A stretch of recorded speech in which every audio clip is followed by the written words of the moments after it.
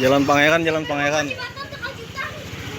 Amuk api kembali melanda Banjarmasin Kamis sore pukul 16.35 WITA. Kali ini musibah kebakaran menimpa warga Jalan Pangeran RT 7, RW 7, Kelurahan Pangeran, Banjarmasin Utara. Kono apinya pemadam kan ada tangan lagi nih. Ya, siapa ada bisa keluarga di jalan Queen Utara. Dari kejadian ini, selain rumah yang terbakar, seorang warga setempat juga ditemukan tewas di lokasi kejadian. Tim rescue gabungan langsung mengevakuasi korban ke rumah sakit.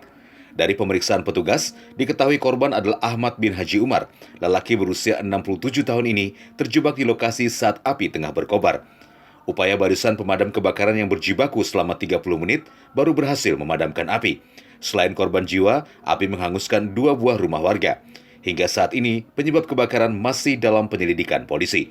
Dari Banjarmasin, Tim Liputan, Kalsel 1net.